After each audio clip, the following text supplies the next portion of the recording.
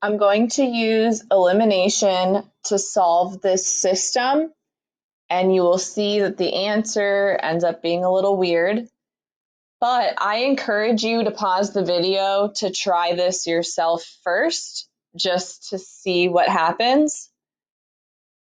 First thing I notice is that my x's and y's are not lined up.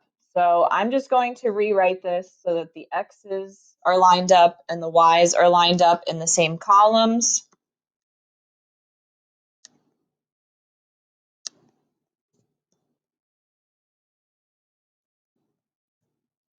Because remember, y minus x is the same thing as negative x plus y. You can always reverse the order.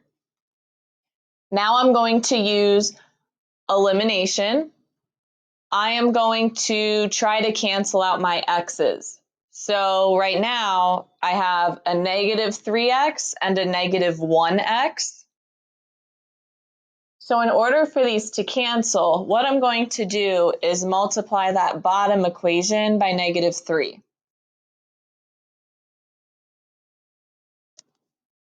So every single term in the second equation is going to be multiplied by negative 3, and I'm not even going to do anything to the top equation.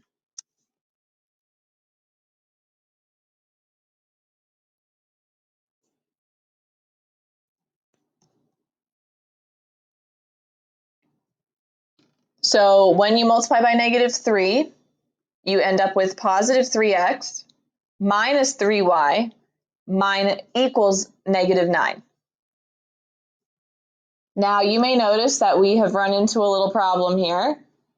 My x's and my y's are going to end up eliminating.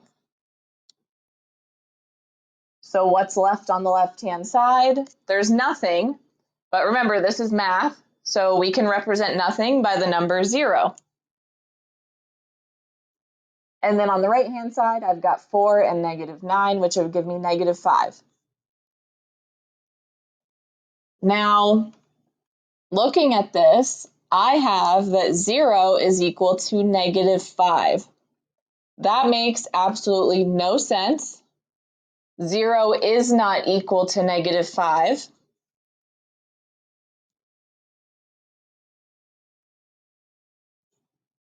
So your answer to this is no solution. There is no solution to this system.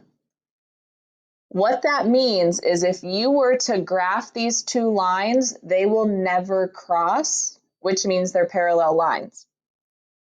Now, if my answer ended up being 0 equals 0 instead, or negative 5 equals negative 5, if the statement ends up being true in the end, then my answer would be what's called infinitely many solutions. If your variables eliminate and the result actually makes sense instead of like the one that I have in front of me, that would be called infinitely many solutions, which actually means they are the same line on top of each other. So every single point is intersecting with the other line.